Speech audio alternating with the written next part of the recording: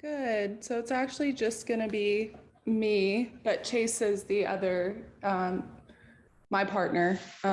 So he's going to be a little bit involved, Sounds but good. this morning. So, Yeah, no worries. Just before we get started, just want to let you know that we do record our consultations. It's on the form and everything, along with just our training sessions in general. They're all recorded. oh, But okay. Nice. other than that, so if he misses out on anything, this will be posted up, and then we can send it to Okay. him and kind of catch up and everything. So that'd be cool. Okay. Perfect. Um, but other than that, you're Chai's owner, correct? This is for Chai. Yes. Mm-hmm. Cool. So go ahead and fill me in on Chai with whatever you know issues, if there's any issues or whatever goals you Yeah. have with her, and then we'll go from there. Okay, cool. Yeah. So she's like a year and a half now. We did like some very basic like puppy training in the beginning. She's very good at home. Like we've like taught her to like go lay down while we're eating. Like she's a very active listener. But that all changes once we go outside into the world. So I would say that's like the biggest issue. We still struggle with heel. She is sometimes good about it, sometimes not. She's very distractible. Very like if she sees a dog that she knows really well, or even a human or another dog shows interest, she like immediately leaps at them and like wants to play. She's extremely playful. She doesn't really know when to stop. So just kind of being out in the world, that's kind of tough. Like she's such a good dog at home, but yeah, she just has a lot of energy.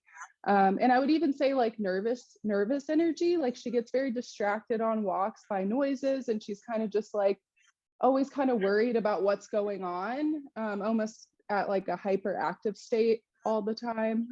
So I would say that's like the biggest issue. And then recall as well has not been very good.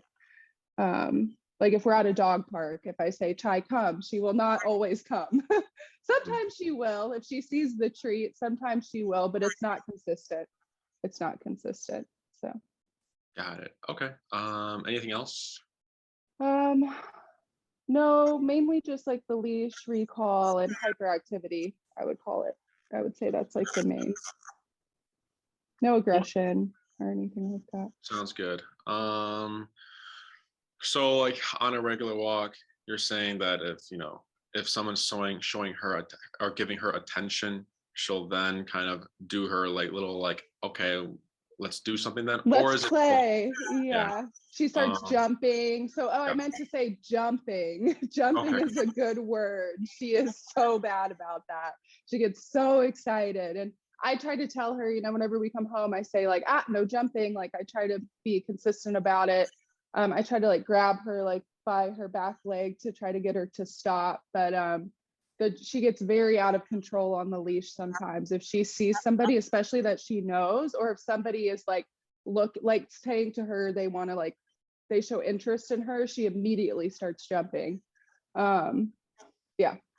Got it. Okay. Um, so this all sounds a lot of like overstimulation to me, I which know, is that's what I feel like it is. very Yeah. common in like a regular dog owner's dog, um, where it's just there's nothing for her to like focus on. Like there's not one thing she has to focus on. She's always like, what's this? What's that? Who's that? She's always like she seems like overwhelmed. So that's why you kind of see her, it looks like she's on edge all the time, but she's just overstimulated. And that's why in the home, since one, it's a familiar environment, nothing too much, not much is going on. She's able to perform for you and be consistent. Um, Again, it's very common in dogs, with owners and their dogs, for them to be overstimulated. Sometimes it could be coming from anxiety, sometimes not. I don't really get Chai to be an anxious dog. I think from what I've seen her from here, she does seem a little overstimulated at times, where it looks like she has a hard time settling down for a little bit. But then Yes. after like when she gets her hour rest in her crate for that crate time, in the beginning she's like kind of standing like why am I here? And then like after like 15 minutes she'll go into like a more of a passive state, which is like either her laying down or her sitting or just she looks more relaxed. Okay. So she does That's have good. she can turn off here and that's good. But that's what I'm getting from with Chai, is just that it sounds like she's just overstimulated. Yeah, I think that's exactly what it is. Cause like even this morning, like, you know, sometimes whenever we go on like a different route on a walk, she's like anxious about it. And I try to like bring treats, and like sometimes she'll like completely shut off to the point where like I try to give her a treat and she like won't take it. Yeah. So With new with because dogs are very like routine based. So once you like do a different walk, they'll yeah. will tend to become stressed, which is why you're not seeing her eat the food, because she's so stressed. She can't really focus on the food, Yeah. what's going on here. Um, but other than that, that's what I'm getting from Chai. Is that What like, is that addressable or? Yeah, so overstimulation, very easy to fix. It's very easy to give a dog a job to do on the walks to kind of calm the brain down. After that, let's say we're going through the programs and we notice she's calming down a bit, but now we're seeing, how do I say, let's say we get an overstimulated dog. At first, when you see an overstimulated dog, it can be difficult to tell if it's like, is this more of an anxiety thing or he's just overstimulated? Because if it's just overstimulation, once you tackle that, they're just like, it's like black and white. They're just very different. Like they're very passive, Yeah. they're very calm. If it's coming from anxiety, you're still going to see her become anxious, but you'll have the tools and knowledge to kind of control it. Because you cannot make a dog unanxious. You cannot make a dog unnervous. You can't make a dog like not, you can't take that away, because that's That's just their personality. Yeah. all you can do is just control it and maintain it, to the point where you walk to new places, she might be a little on edge at first, but then it's very quick. It should be very quick for her to just dial down, and then you just do your walk. um does that make sense? Yeah, that does, because yeah, it's very frustrating. So we live over by the 606, and you know, I try to take her up there every now and then, but like I always just end up giving up because she just gets so overstimulated. It's just like, yeah. And so I would love to be able to like push past that barrier a little bit easier. I just feel like it's kind of like this constant battle where it's like, well, do I want to take her? Like, do I want to go do this long walk by because I love going for long walks. Like I love hiking. I would love for her eventually to be able to come do that kind of stuff with me. But like, I just worry about how she feels about it. But she's super friendly. Like, I don't Yeah. think that, like, maybe it's anxiety. Like whenever we go sit on patios, she does okay.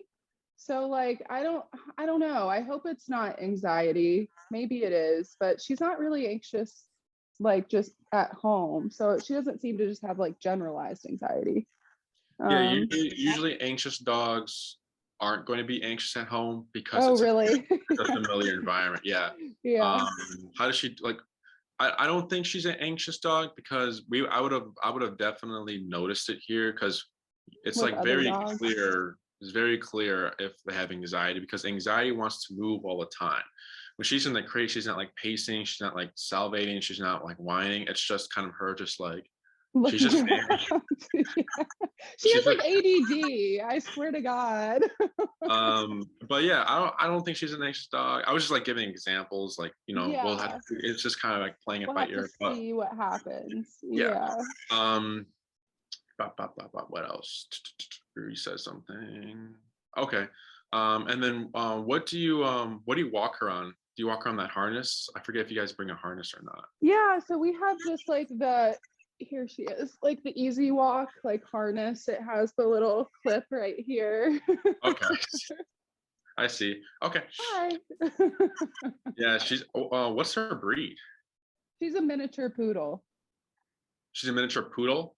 Yeah, Oh, so she's pure poodle. There's like, she's she's not a pure poodle. poodle. Yeah, pure poodle. That's, yeah, Poodle. I Yeah. can, like when she came in, we were like, whoa, like she like, because we get a lot of doodles, right? Like the mixes and everything. But Yeah. she's like very clean, very like she looks like, I don't know, like very She model like like. prances Yeah. around. So she definitely stands out with all the other curly haired dogs we have here. Oh, She's really pretty. thank Um, you. so for the harness, um, we're gonna want to switch that out just because for a Okay. few reasons why we don't like harnesses. Um, Harnesses are, I know you'll see like the no pull harness, like the front clip. The front clip could give you probably better control because you're controlling the front, so that if she pulls, she goes this way. But Yeah. it's just, it's not an aversive, it's just like you just have more control. So it's almost like a band-aid that you can just move her, but the brain is still like, I want to go, I want to go, I want to go, right? Yeah.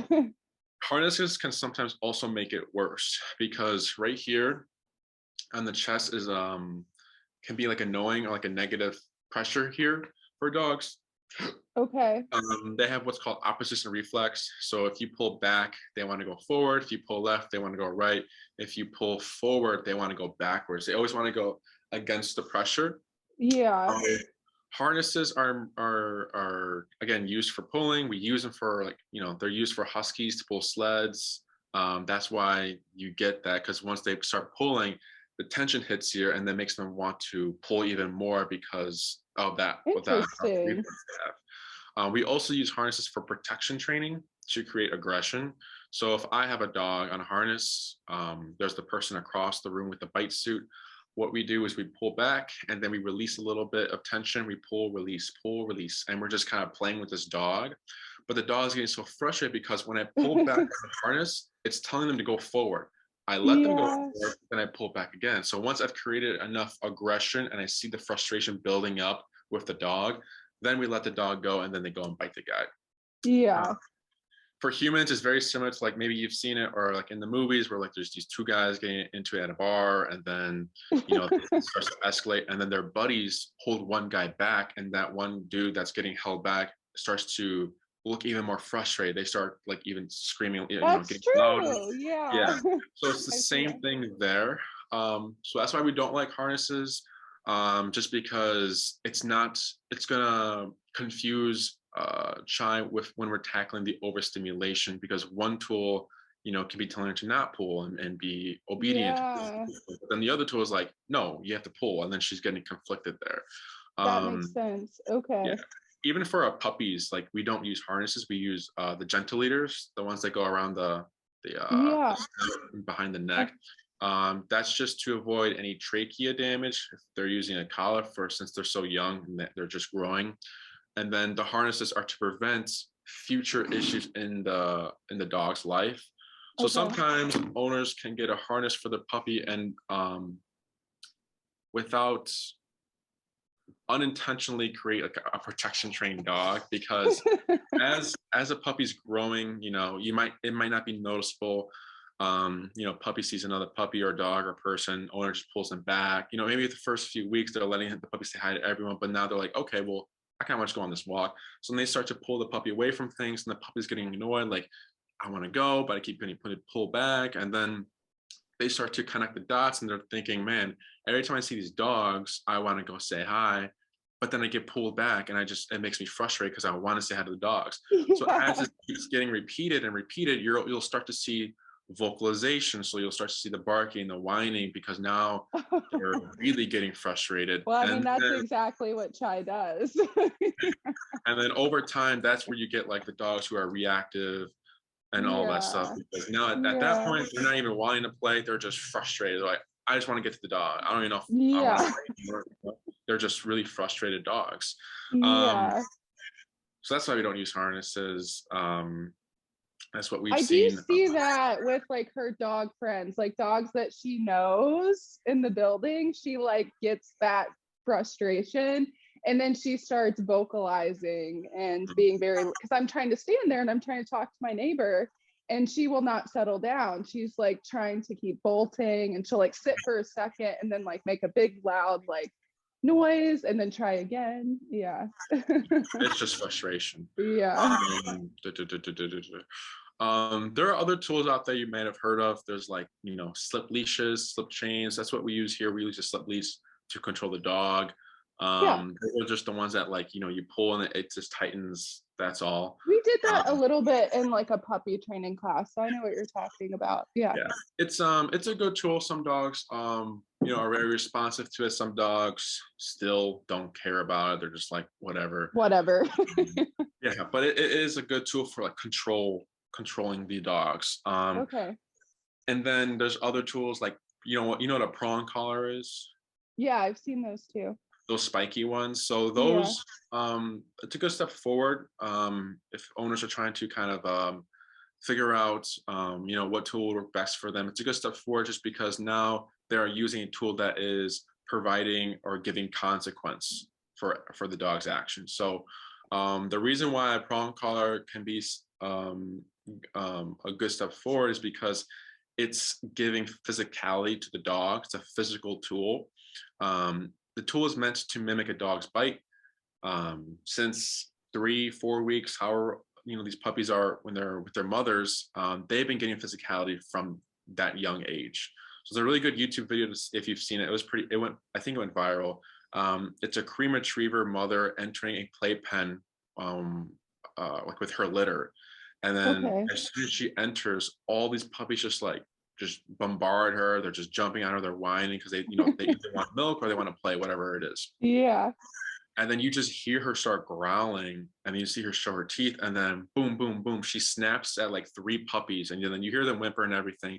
But then the other puppies and everyone just avoids the mother, and then they lay down and they go to sleep. Right. So from that age, right, because dogs can't, say, dogs don't talk to each other. They can't say leave it, off, no, Go right? lay down.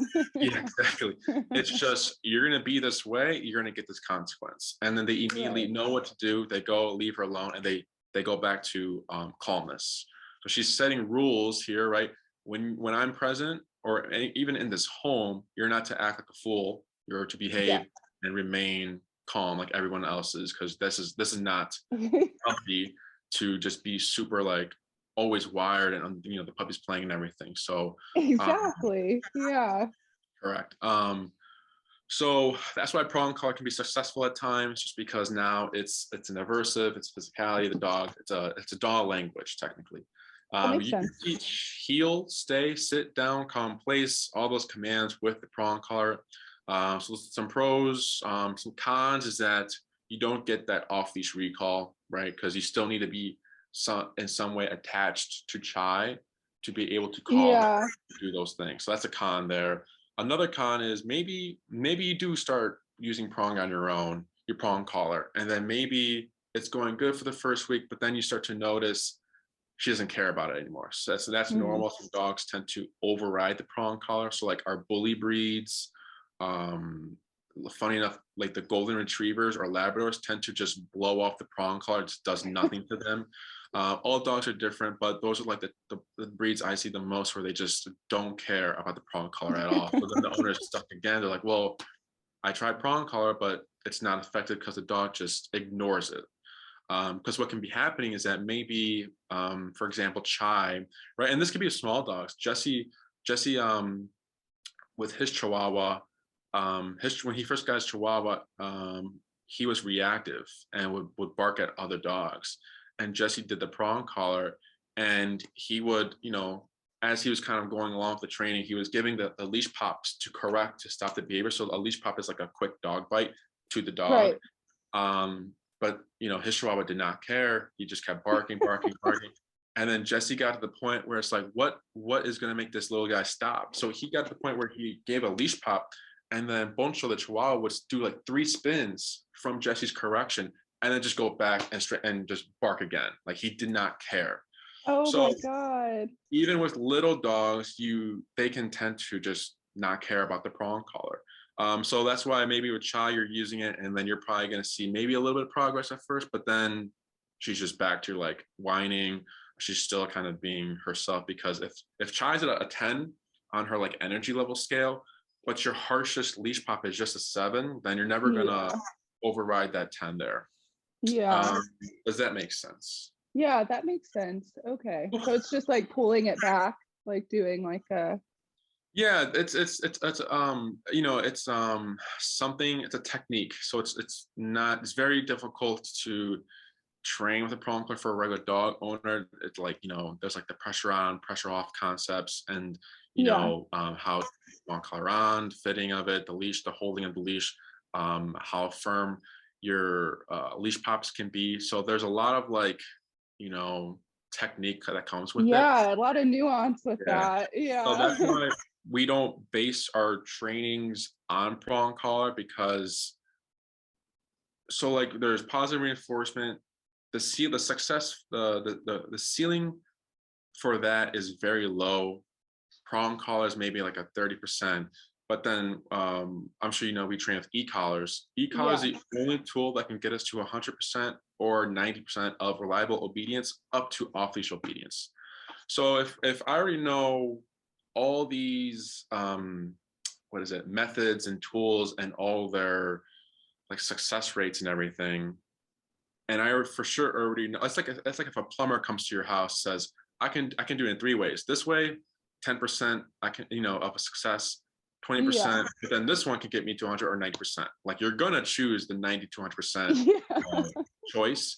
So that's how we feel about it when we're you know, at Canine Perspective, is that if this tool can just get us, you know, straight to the point within like, you know, very quick, we're just gonna jump to Then it, because it's worth it. Yeah. there's technically no need to like kind of build to it, um because it doesn't matter at the end of the day. It's just like the e-collar is still going to be something new to the dog, whether you do prong collar first or, you know, positive reinforcement first, whatever it is, it's still going to be something that's foreign to them because they've never felt this type of feeling before. Do Right. you have any questions so far before I start talking about the e-collar? No, I don't think so. I want to hear more about it. Yeah.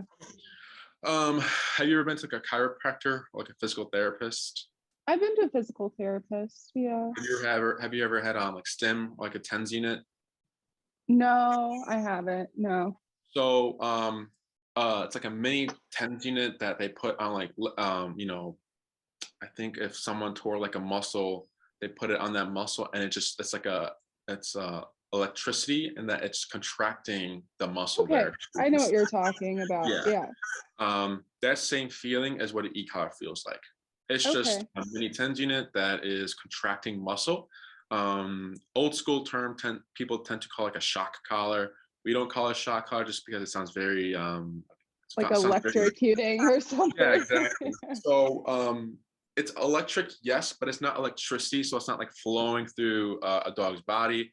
It's just a collar. You have your little box there with the two contact points, and then whatever those two contact points are touching is what it's going to be contracting. So if I have it in my hand, soon enough as I go up on the levels, you'll start to see my thumb like twitch like that.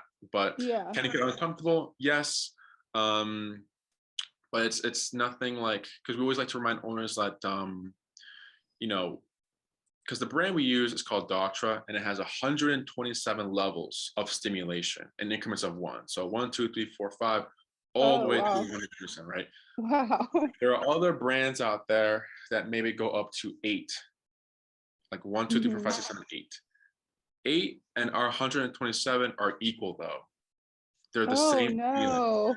Yeah, but we have so many more numbers to be more specific to the dog's personality, the breed, Yeah. because on that 8 leveled e-collar, maybe on 5, Chai's yelping. It's too high. Yeah. But then 4, she's not listening. So then you're stuck. Like, which Which one are you one do gonna you be in? do? Yeah. Yeah. But for us, if for example, 40 is too high, but then 30 is too low, we can go to like 35, 34, 33. You know, Yeah. very, very specific to the dog's personality and just like what they're comfortable with. On 127, I know it's like maximum right power there. You'll never physically or mentally like damage Chai. Yeah. We like to remind owners that dogs bite each other, right? That's their language. 127 will never match the power or the effects of an actual dog bite, right? Okay. Um, like I said before, it can be uncomfortable, yes, but then that's why we get the results. So, how do I say? Uh, does that make sense? Yeah, I think so. So I like that there's a large range because, Chai's a small dog. I feel like she's gonna respond. We have Um, they yeah, have other like models in the brand that are for little dogs. So we've done yeah. Pomeranians, we've done little Chihuahuas, we've done Yorkies before, and they have like the little collars for those guys. So, Okay, cool. um, but other than that, Dogtra has that brand has been used by Jesse for more than half his career. This is the brand that has gotten him like the most success, and the dogs look great when they're working with this type of e-collar. Um, they're waterproof, so she can go swimming with them. You get a mile to a half-mile long range, I believe, with the collar, so you do get that distance. But what else? They're easy to use, very simple. It's just your dial and the button you're using. Because some other collars have like different levels within those levels. So like they have 3 levels, and there's 8 levels in each level. It gets Right. weird. But for us, it's just flat. It's just you have all these numbers. Here's your dial. There's your nick function. Um, they're rechargeable. You don't need batteries for them. They last a long time with the battery life and everything like that. Um, Okay. any questions so far? No, I don't think so. I mean, does it need to be like, do you feel like the e-collar is like a lifelong thing, or is it something like eventually they'll just be able to not have? Mhm. Um, Yeah. for 1 second.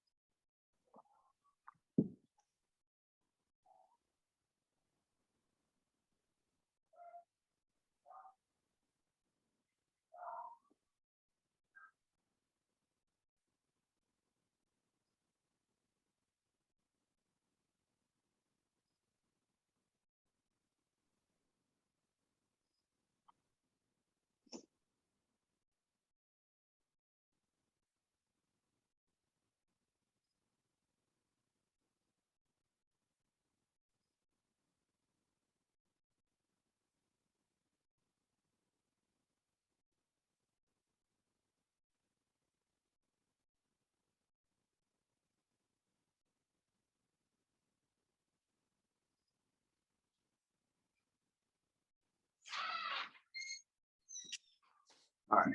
Sorry, there's a new dog here. Okay. Oh, Um, yeah. oh, so after you do your program, whatever that is, um, you will still need the e-collar on her, but it's Yeah. only on as you need it. So for example, if you're going to go on a walk with Chai, the e-collar should always be on. Yeah. There's a few reasons why we have the owners continue to have it on the dog always on their walks. A few things is we can't predict what's going to happen on this walk. So even for like my dogs or Jesse's dogs, we've done all the hard work. It's still on when we go outside because, what if one day a firework goes off, but it's not even the 4th of July, or like a car crash happens, or just something that scares my dog. I've heard a lot of horror stories where it's like dogs pull owners to the ground, leashes slip out, leashes break, collars slip out, something happens, and then the dog is just booking it. They're just running for their life. Yeah. So Yeah. that's flight mode. When dogs are in flight mode, they're thinking kill or be killed. So Yeah. if you have your remote there, you are able to override the flight mode and then make her do the 180 and come back to you. It's not that you're always using it throughout your walks after your program, because we did all that hard work at the beginning. You should not still be, because if you're still like pressing the button all the time on your walks, then there's something that needs to be changed in the training, or there's something that's not being practiced correctly, right? For Okay. me or Jesse, it's like, every other month or every month we tap at least like, we press the button maybe like 2 times here. Yeah. It's just Yeah. for emergencies. So like, even if you're doing off leash time with Chai, you definitely want to have it on, because we've had instances where, Jesse had a client, they were playing fetch, but like they separated themselves from the other dog owners because their dog is a resource guarder with the balls, Okay. but only to other dogs. So they're playing fetch, and then out of nowhere she throws the ball, and then she sees another dog going for her ball. So it's going like this, right? So she had her e-collar. She was able to stop her dog in mid chase of the ball to avoid any fights or encounters. I've seen another owner say they were going on a walk. and then they turn the corner and it was in Chicago, and there was just a coyote there, right? Oh His dog was gosh. off leash. So he was like, oh Oh shit. And then he had shit. he had the e-collar, he recalled his dog and then just left. But his dog was off leash. So what if that dog was like, no, I'm gonna chase a coyote? He had that tool in case that were to happen. He caught it immediately and then just called his dog and left. So Help just like for those situations, redirect. correct, yeah. Yeah. So just for those situations, we recommend, if you're out and about, you should have some sort of tool on your dog that gives you the most control. Or even if you go to like the dog park and maybe there's like some dogs get into it, there's like a fight there, and then maybe Chai's like, oh, what's going on over there? And maybe she goes there, but then you're like, no, because then there could be a dog that maybe will redirect towards her, or she can get into something she's not meaning to get into. You have your Yeah. stop her and then recall her to get her out of that situation.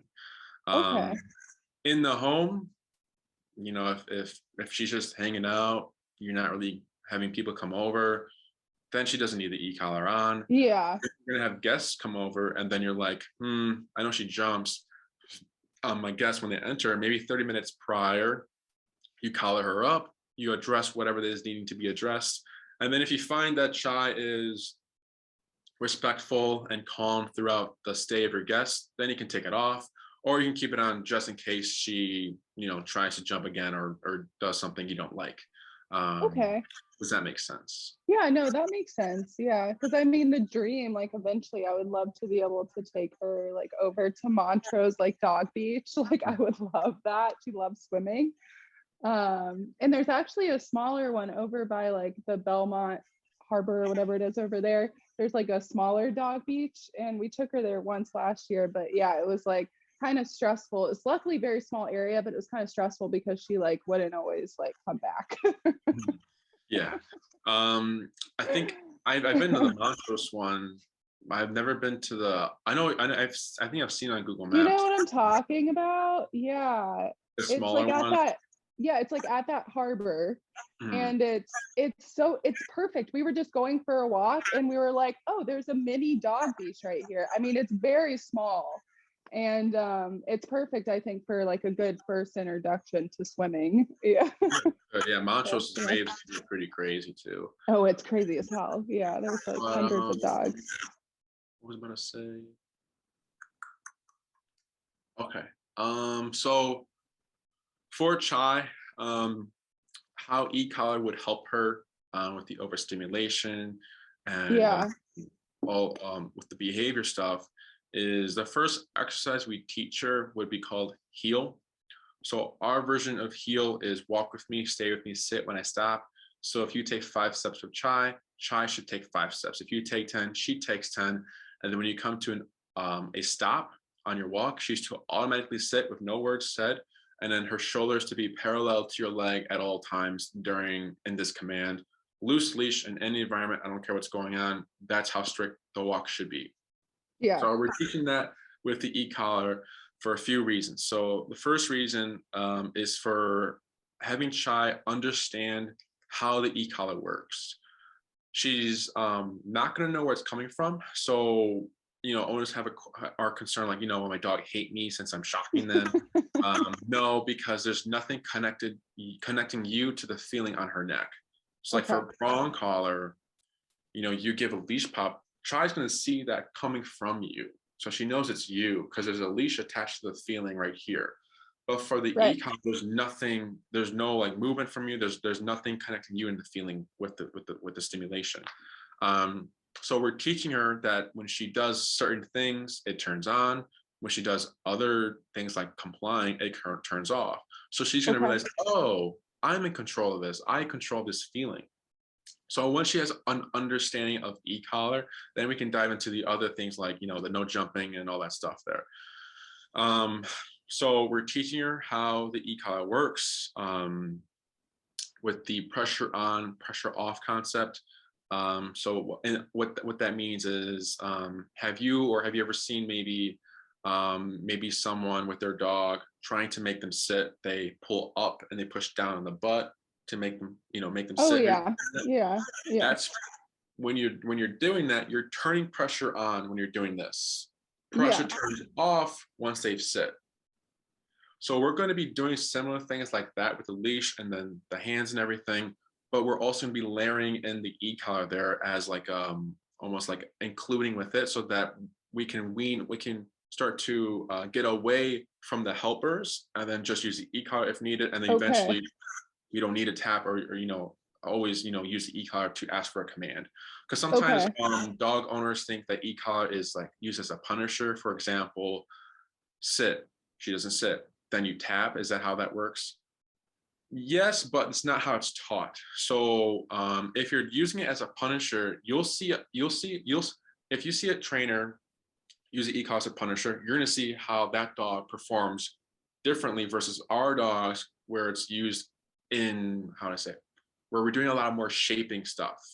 Because if, like, for Okay. example, I'll use a sit, for example, sit, she doesn't sit, then you tap. The sit she'll give you is going to be like she might back up and sit and then kind of look around like a little like, oh gosh, I didn't sit. She's going to look thrown off. But if it's shaped correctly and she actually knows what's being asked of her, if you say sit, she doesn't sit, you press a button, she'll just put the butt down. And that's it. She won't look confused. She'll just know, like, oh, just put the butt down. Yeah. Yeah. Um, so that's why we teach heel. And then we're also going to be addressing her overstimulation as well. Okay. So how we're addressing overstimulation is because we're giving her a job to do on the walk.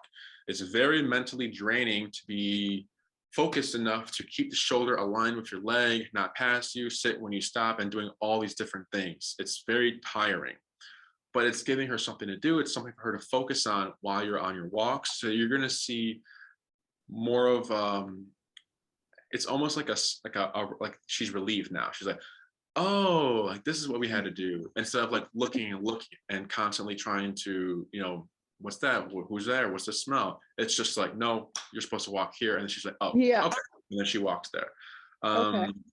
So how does teaching my dog how to walk on a leash fix the overstimulation or anxiety? It's the discipline and the structure that's being applied to the heel with the remote. So the e-collar is physicality. We like to call it like biting your dog. So it's the discipline behind the heel that's kind of changing the brain or rewiring the brain. Okay. A lot of dogs lack that, the discipline, but in their language. So dogs don't put each other in timeouts. They don't, scream at each other. They don't say no. It's just, again, you're going to do this. You're going to get this correction or this physicality. Right. So once we start applying this structure into a dog's life, you're going to see some changes maybe.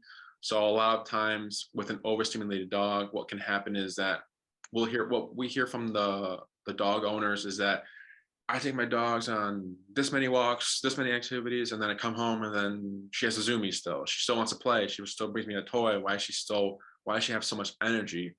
Physically, yes, you're exercising your dog, but mentally they're not getting that exercise. So once you teach this style of walking and you're applying the discipline throughout her life and throughout the day, she's going to come home more tired, more drained, and like almost more fulfilled. Mm-hmm. So that's something we notice as we go along with the program. Owners will bring up like, hey, she's way more relaxed in the home. Yeah. Or maybe sometimes if I think I had one client, their dog was always kind of like near them. And like 3 weeks into the program, they're like, we just started to notice that, she's kind of like doing her own thing. Like we're like, where's Bella? And then like, oh, she's in her bed. She's just laying down, or she's more relaxed because of the structure she's been getting. Does that make sense?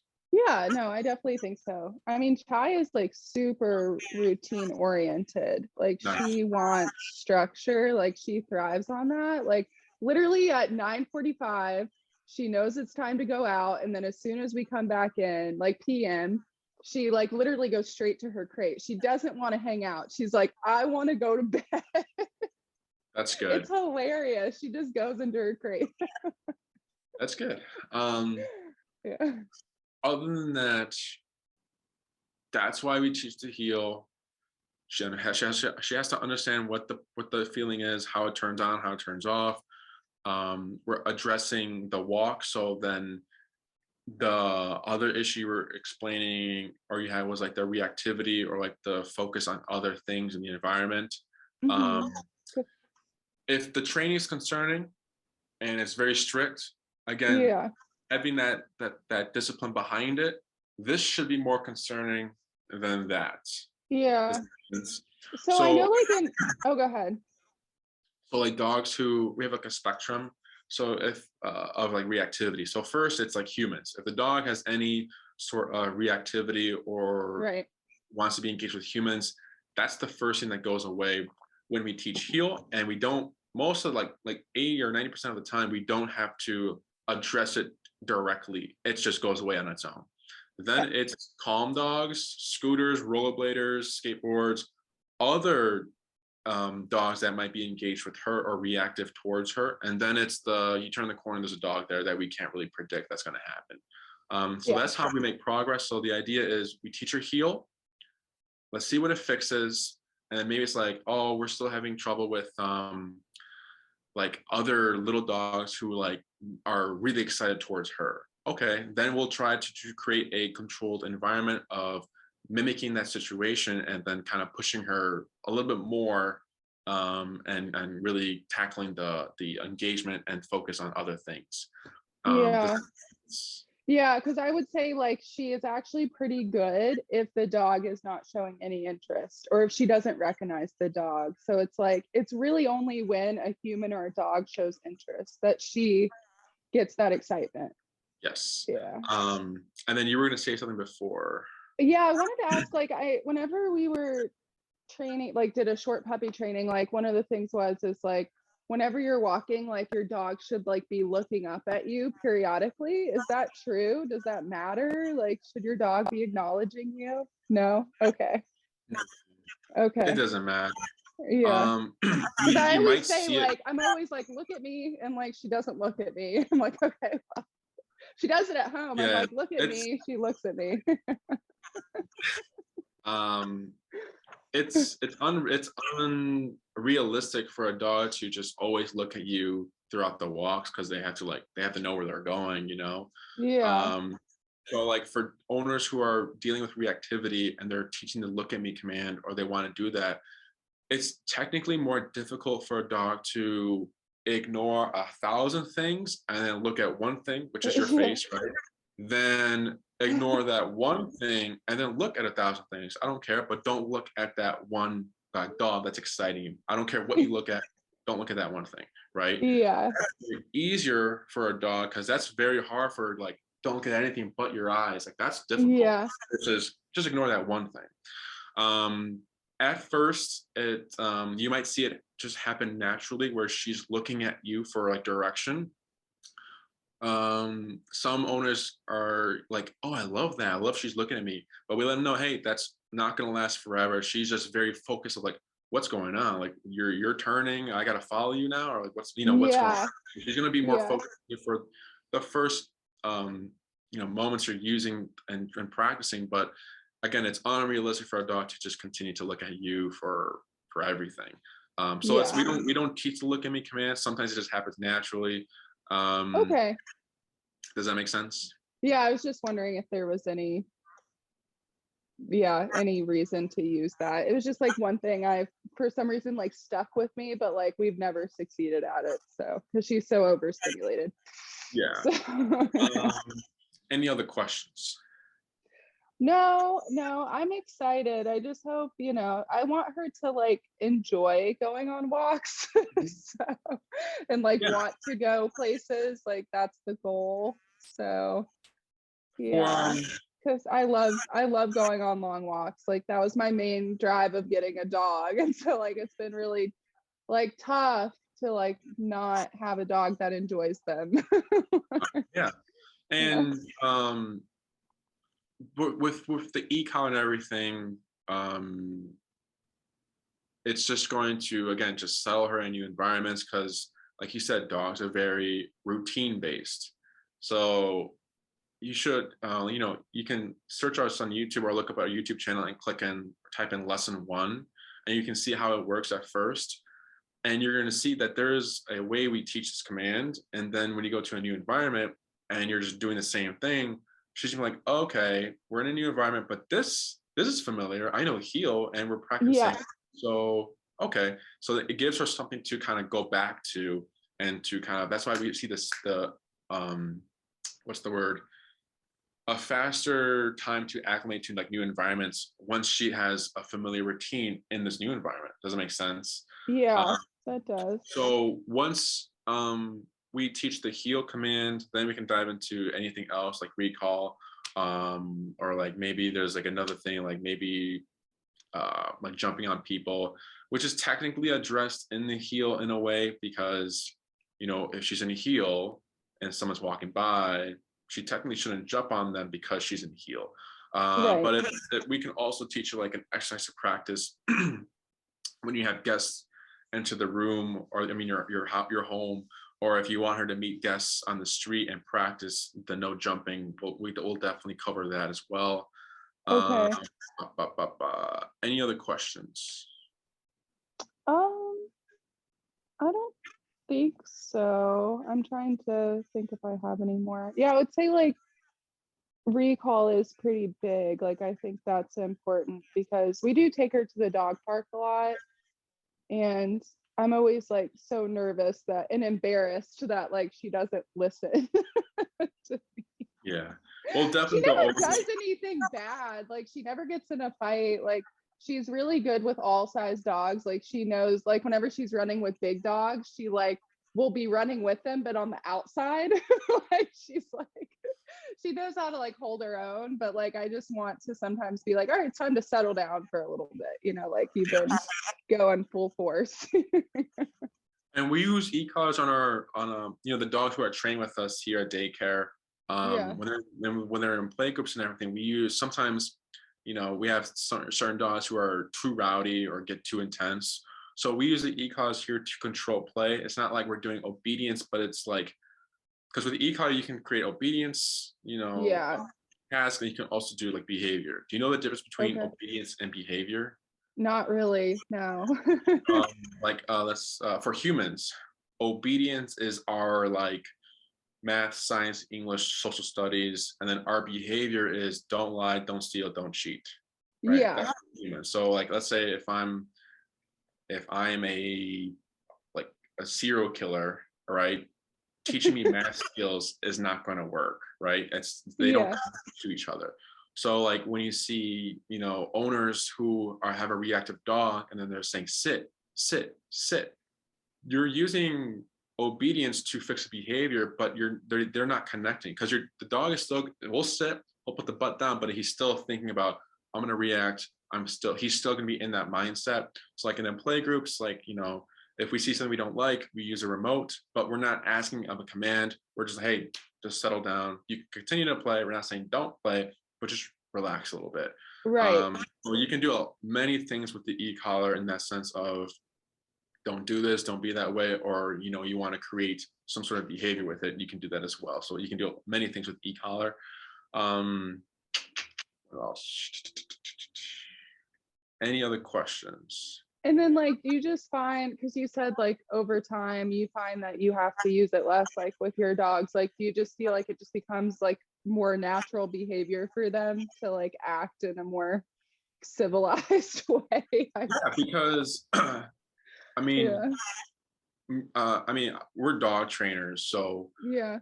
you know, we know how to be consistent. We don't let anything slide. So then that shows into the dog. So, you know, being consistent with it always, because sometimes owners will say a command to a dog, but they have nothing on the dog, no leash, no e-collar, and there's nothing. And then the dog's just like, no. And then they just get away with it because you have no way to make the command happen. Versus like Yeah. us, I used to have my e-collar on my dog when she was a puppy, like all the time. I was very Yeah. strict. You know, do this, you're gonna be relaxed. And she was only like 3 months old. By the time she was like 4 months or 5 months, I think, like she was everything I wanted in a dog. She was already there. I Yeah. like everything. So I was very strict. So if you're consistent, you know, you're always, you're, you know, you're doing the homework, you're practicing correctly. you're gonna start to see that she just does everything like nothing, Yeah. very easily. But sometimes, you know, we'll tell owners like, don't do like some walks with the e-collar, some walks with no e-collar, because then it just gets mixed up. And then, I mean, it's natural. So it's natural for a dog to be jump. Let's say we're correcting jumping, and then she's doing great. She's doing great. There's no jumping for like a week. But then Yeah. you see someone, but she doesn't have the e-collar on, and then she jumps. That's normal because dogs are very opportunistic. It's a nature thing. Humans do it as well. So for example, do you drive on the highway? Yeah. Do you go the speed limit? No. But what happens when we see a squad car? Yeah, then we slow down. Correct. So Jesse likes to call the collar a cop on a collar. So if the cop is Yeah. present, you see them behave a little bit more.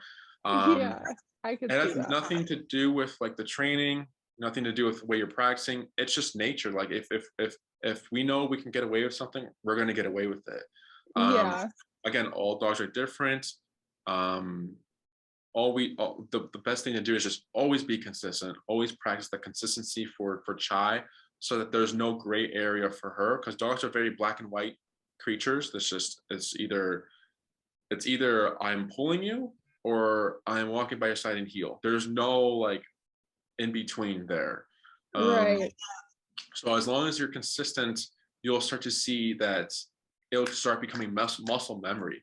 Because sometimes like I can sometimes tell like how drilled a dog has been with the owners. So sometimes they'll come in the facility and they'll just like start doing like the automatic sitting when I'm stopping, but like they're not in the heel. This is some habits just become not some habits. Some behaviors we teach just become habits of like Yeah. the pulling and all that stuff. So I have seen some dogs like retain it really well.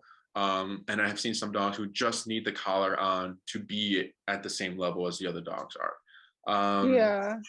So yeah, as long as you're consistent, you know, you shouldn't see any of the, you know, confusion there from Chai, if that makes sense. Yeah, that makes sense. Yeah, I want to see, I mean, because like you see some dogs, like I feel like some dogs are just naturally more relaxed, I guess, because like there's one dog in my building and like perfect behavior. I'm like, I don't know. This dog was a puppy the same time Chai was a puppy. And I'm just like, what the fuck are you guys doing? Because like your dog is perfect and it's been perfect since it was a puppy. And I think it just was naturally like calmer. Like, Yes, yes. Sometimes you know genetics do play a role of yeah, like just like it's a you know boxer. how they Yeah. are. Oh yeah, yeah. Yeah. Maybe or you know maybe they are doing maybe they're super strict at home or something. So then it's kind Yeah. of like when I'm with my owner, I need to be behaved or else I'm gonna get that consequence, whatever they're doing. Um, Yeah.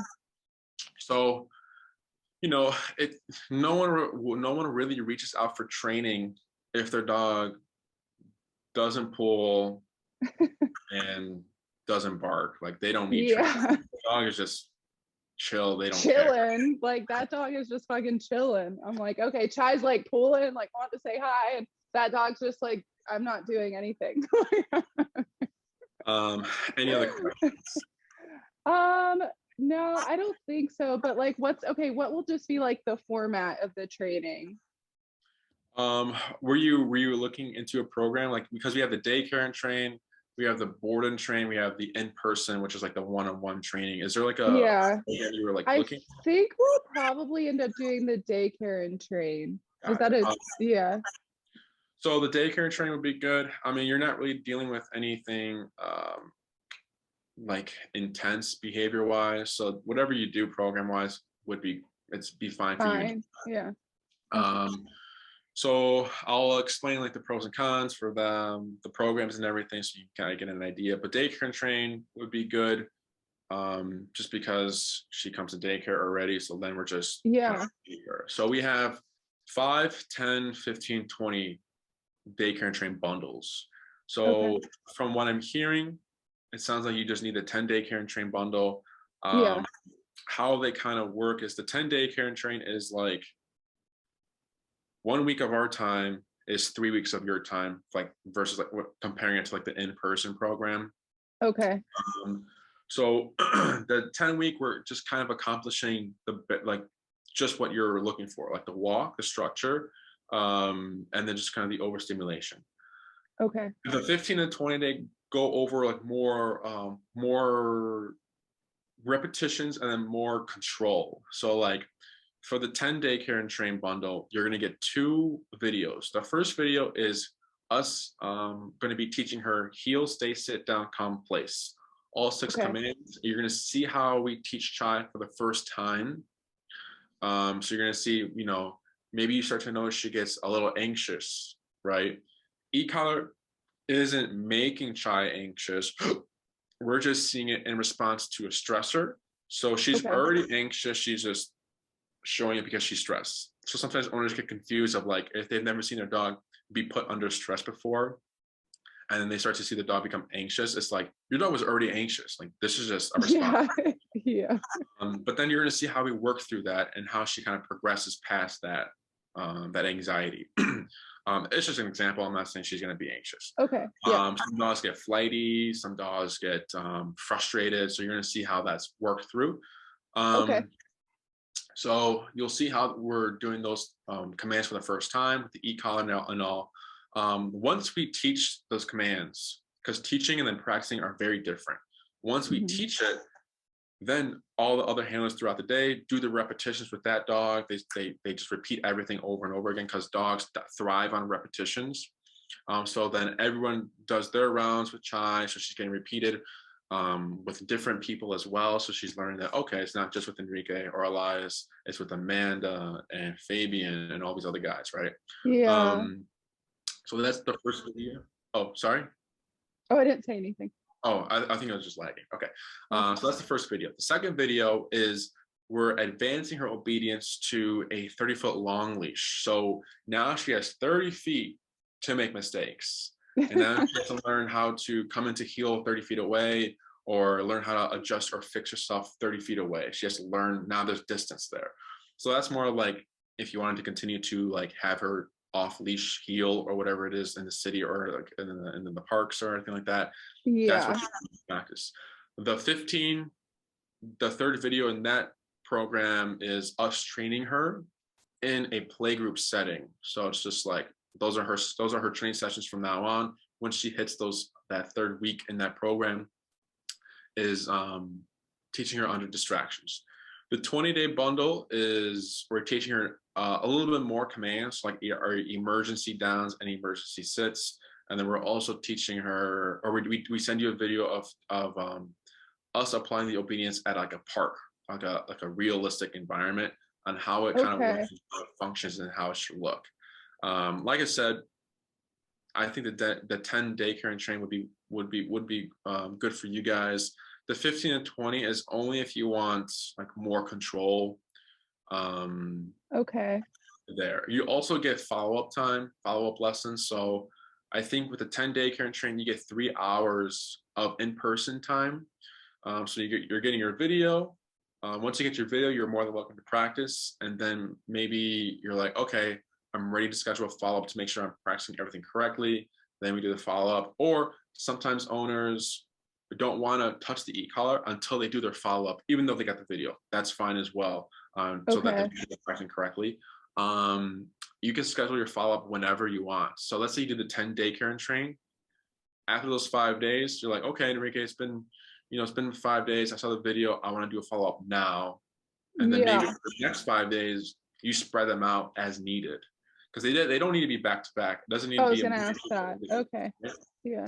It can be like we do recommend for the first 5 at least like three times a week to get that repetitions in. Do you find it's like too stressful if you do like back to back to back, like if you did like 5 days? Would that be stressful? Yeah. No, there's no. It's I've never noticed anything like that. The only thing we do notice where it's like, what we don't recommend is like doing like a daycare and train session like once every 2 weeks or like once a week, because then it's like, how do I say? it's like we're starting over because there's so many gaps in between. Yeah, I Versus agree. if there's like smaller gaps, it's like, okay, we're still like, it's still fresh, it's still fresh, it's still fresh. And then once you start practicing, now she's getting punched at home and in the facility. So now it's the exposure is greater now. So now it's in her. It's everyday thing for her.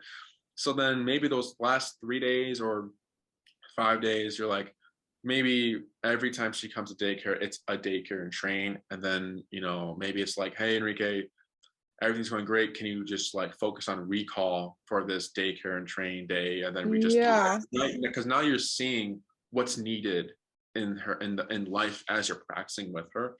Okay. But pros and cons. Pros, we get it done faster.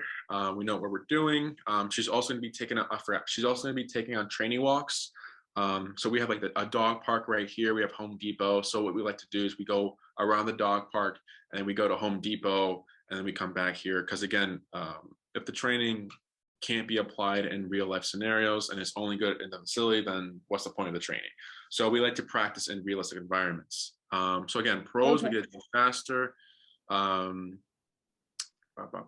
There's some, you get your video, the follow-up lessons. So some cons would be, at first, the training is going to be tied to only us in the facility, right? Yeah. That's why the follow-up lessons are important for us to transfer the obedience and the training towards you. Yeah. A lot of times owners have a concern with, like, you know, the boarding trains or daycare trains is that, you know, I don't want to send my dog to a program and then they're good with the trainer, but then when they come back and the trainer's present, they're still good. But when the trainer leaves, they're bad. Trainer comes back, they're good. It's just like this whole back. Yeah.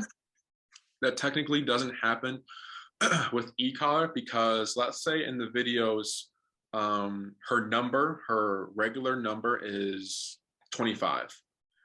When I press the button on 25 and you press the button on 25, it's still 25. So there's no like she's stronger than him or he's stronger than her. It's 25 is the same for anyone who has the remote or gives that feeling to Chai. Does that make sense? Okay. Yeah, that makes sense. It's very transferable. It's very easy. So like that's when, like when we work for couples or more than one person, the first person goes first. They're doing all the hard work because they're the ones going first. Then they hand the dog and the leash off to partner number 2, and it's super easy. Like they didn't have to do anything. And then like they'll laugh about it because like, oh, he did all the hard work. I'm like, yeah, he did all the hard work. And then it's just you just hand out the dog. Like we don't need to keep starting over with every single person we hand Chai off. That makes sense. Yeah. Okay. That makes sense. So that's good. Any questions about the daycare and train program? I don't think so. I think that one makes the most sense for us. And she still gets the pay of dog. She still gets the treadmill time.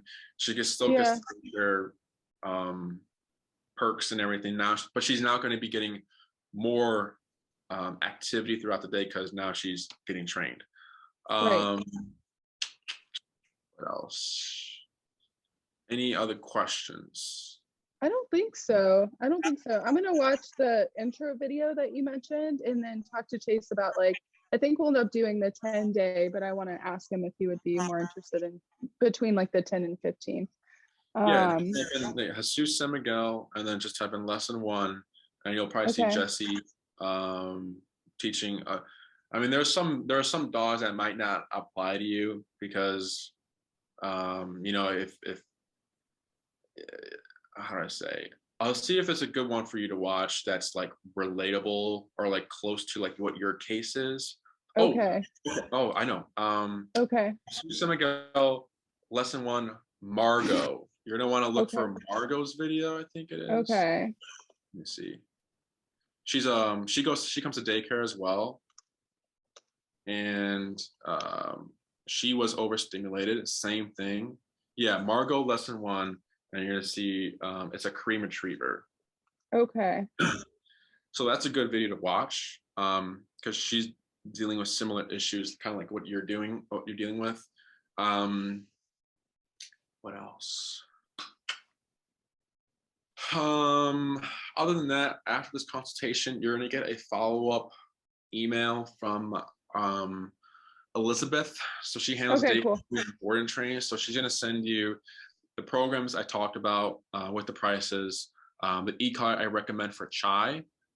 which we sell here at the facility. So since you're doing a daycare and train, you can just purchase it through us. We just pull it off the shelf, Okay. or you can purchase it through Amazon. It's gonna be the same price and everything, but she'll send you Okay. what's the correct brand and model for Chai. And then since she's already signed it with Ginger and you already signed the agreements form, it's just whenever you're ready, the billing and the booking schedule. Yeah. Okay. Cool. Awesome. Anything else? So like the actual like daycare is like built into the price for the daycare and train. Is that how that works? Because we have like a daycare package right now, but I think we need to renew it soon. So I didn't know.